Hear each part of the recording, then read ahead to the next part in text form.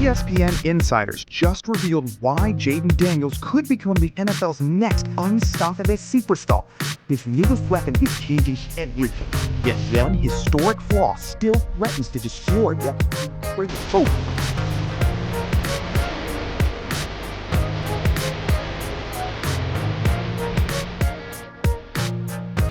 We stay in the NFC East. An interesting little nugget from the Netflix series Quarterback on Jayden Daniels. I made some notes. I made some notes before I even saw your notes and nation of yours. Oh, sorry. I should be talking right now, but I heard somebody else. All right, Jayden Daniels was shown using virtual reality technology to work on identifying coverages real time. Daniels said they select the play, and I've got 7 seconds to kind of process what coverage I think they're in, and the ball snaps, and you've got to go out there and make a quick decision. Mina, I obviously am not processing well, but if Daniels is working to improve, where should the focus be? You're the best processor I know, Laura. That's not an issue with Daniels. He is smart. 100%. He's tough. He's accurate. The thing that I'd like to see from him is scrambling less. And that, to me, is especially notable after last season. He didn't play for much of the season, but when he did, he led all quarterbacks in scramble rate by a significant margin. 16% of his dropbacks he took off. That not only led last season, that led every quarterback in NFL history, except for one, Michael Vick in 2003, when he also played an abbreviated season. So I would love to see Daniels cut back on that because he is an excellent pocket passer. I don't think it's always going to be part of his game, Ryan, but I think it needs to be less of a part of his game, especially given the injury risk associated with it. Okay, interesting. RC, what do you make of Daniels using VR for training? Like, how can it really help him? Well, the one thing I remember was when he transferred from Arizona State to LSU, he started using virtual reality here. And I say here because I'm in Baton Rouge right now. And people say that was a big part of him being able to process more quickly, get the football out of his hands to BTJ and to also Malik Neighbors. And so I think this is something he's comfortable with, but he's also acknowledging that he has to get better. I believe he's acknowledging exactly what Mina is saying, that I can't always utilize my legs, that I will take too much punishment, and that punishment will land me on the bench. And so I'm excited to see that Jayden, even with the success of year one, going back to some of the basics that got him here. Yeah. They just didn't run it enough, I believe. They went away from it too much in situations where they should have. Do you think just doing that more this year is going to change up the running game some? And that's why I say I think the emphasis on it will help. And I think we'll see more productivity. I think that's also the marrying of the run-pass looks. Like, how effective will that be? Because you're going to run a lot of play action off that. But if you start becoming more effective in play action with the throws, do you get them to pause a little bit when it's actually a run, right? And does that create some gaps for you too? So I do think that can and should make a difference. I'll also be curious to see the impact on this offense, on the offensive line when it comes to that. Can you grind it out more? I think that emphasis can definitely help for sure. And because I know that was a big. It took a while for them it took a while for Cliff, I think, to realize, like, hey, you've got to be more run oriented and out of different looks, 2 and 3 tight end looks more, and stick with it maybe a little bit longer. But I do think that was a point of emphasis throughout the meetings last year, and it took a while to be heard, I believe. I think Cliff was a little reluctant to listen to that many folks. And I believe you're right. I think it created some tensions at times. Talking with our friend John Keim here on the Rude Guest Hotline. Give Johnny a follow at John_Keim, Keim. Check out the John Keim Report. I wanted to ask you about, I don't know if this was on your pod or the videos you've been doing for ESPN, but Nick Cross is a name you're really watching for when camp starts up next week. Where do you think he fits into this defense, and what can he bring? So the one thing with Durante Jones in that system in Minnesota, and obviously it was Brian Flores' system, but Jones was the pass game coordinator, right? So that means, all the coverage and all that, and he was a secondary coach. he had Josh Metellus in Minnesota, and Metellus would be used all over the place. And like, you're talking about, and some of it looks like you're in the box, but you're really in a linebacker role. And then he was that free safety more often than not, sometimes strong, but a lot of linebacker looks, working the slot.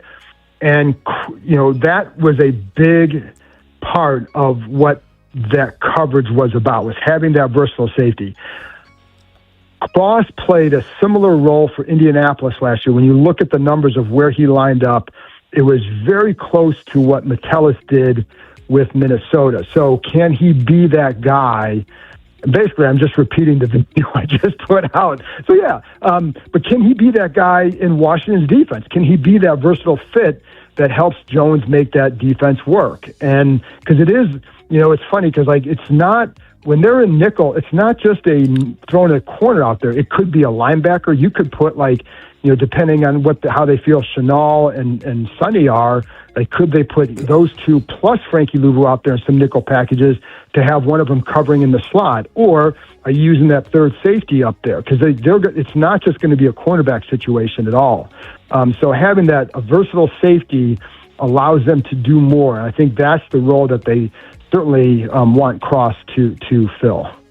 Yeah, everything we thought we knew about Jayden Daniels may have just changed. ESPN insiders have now revealed a hidden part of Daniels' preparation that most fans never get to see, and it could be the difference between becoming an elite franchise quarterback or watching another promising career spiral into frustration. The weapon? Not his speed. Not his arm. Not even Cliff Kingsbury's offense. It's virtual reality. While most quarterbacks spend endless hours inside meeting rooms studying film, Daniels has been training his brain to recognize NFL defenses before the football is even snapped. According to Daniels himself, every repetition forces him to identify defensive coverage in roughly 7 seconds before making an immediate decision once the play begins. That sounds simple. It isn't. At NFL speed, 1 second separates a touchdown from a devastating interception. One hesitation separates greatness from disaster. And perhaps that's exactly why Washington believes Daniels can reach another level in year 2. But here's where this story takes an unexpected turn. Because the variability that makes Daniels so dangerous is also the biggest reason many analysts fear his future. And that's where this debate becomes impossible to ignore. Because while everyone is celebrating Daniels' incredible athletic gifts, one ESPN analyst delivered a warning that should send chills through every Commanders fan. Here's the statistic that completely changes the conversation.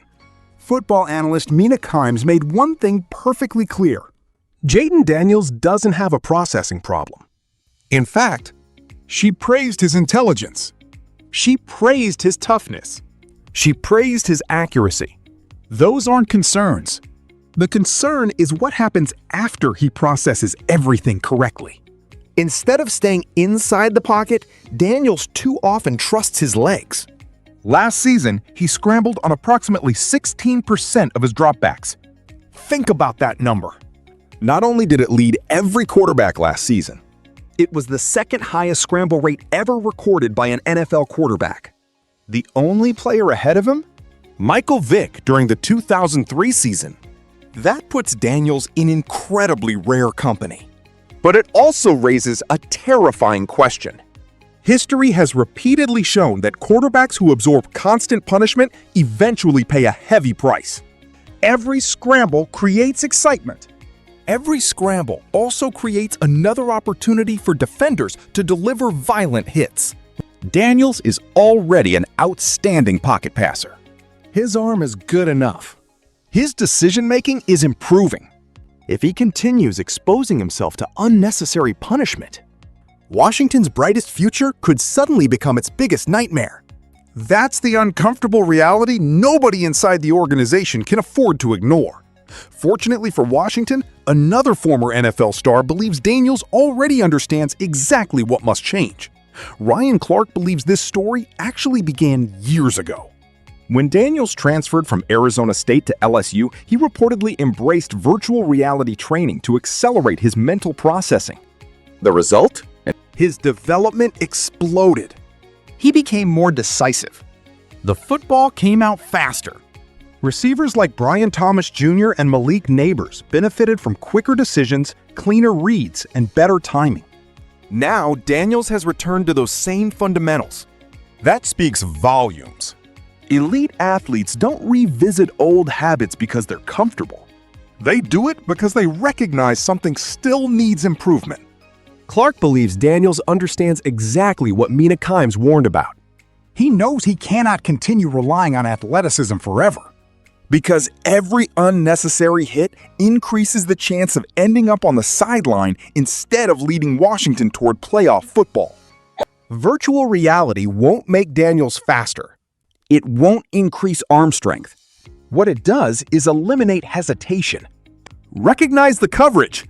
Trust the read. Deliver the football. Avoid the hit. Repeat. If that process becomes second nature, Washington's offense could become dramatically more efficient than it was a season ago. But Daniels won't be carrying this offense alone. And that's where another massive change is quietly taking shape. Because while everyone is focused on Daniels, Washington's coaching staff may be redesigning the entire offensive identity around him. Another important discussion coming out of Washington centers around something much less glamorous: the running game. Insiders believe the Commanders simply abandoned it too often last season. The expectation now is far greater commitment to establishing the run. More physical football. More 2 tight end formations. More 3 tight end packages.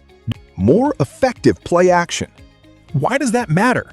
Because every successful run forces linebackers to hesitate. Every hesitation creates throwing windows. Every throwing window reduces pressure on Jayden Daniels. And fewer pressure situations mean fewer dangerous scrambles. It's all connected. But Washington isn't stopping there. Defensively, another fascinating storyline is emerging around newcomer Nick Cross. The coaching staff believes Cross could become the versatile chess piece this defense desperately needs. Much like Josh Metellus thrived in Minnesota's multiple front system, Cross has experience lining up almost everywhere. Free safety, strong safety, inside the box, linebacker alignments, slot responsibilities. That versatility gives defensive coordinator Durante Jones enormous flexibility when designing pressure packages and disguising coverages. The result? A smarter defense, a more balanced offense, and a quarterback finally positioned to maximize his incredible talent without risking everything on every snap. The potential is enormous. But in the NFL, potential guarantees absolutely nothing. Jayden Daniels now stands at the biggest crossroads of his young career. If the virtual reality training sharpens his processing, if the offense truly commits to balance, if Daniels learns when not to run, Washington may have discovered the next unstoppable superstar. But if old habits survive, the same breathtaking talent that electrifies NFL stadiums could become the reason one of football's brightest futures never reaches its full potential. And that's exactly why every snap of Jayden Daniels' second season will feel bigger than the last. Yo, mic check 1 to 2, -1, -2. Game over for this video, folks. Smash that like button, drop a comment, and subscribe to stay in the huddle for more. This is NFL Madness, bringing the heat and signing out.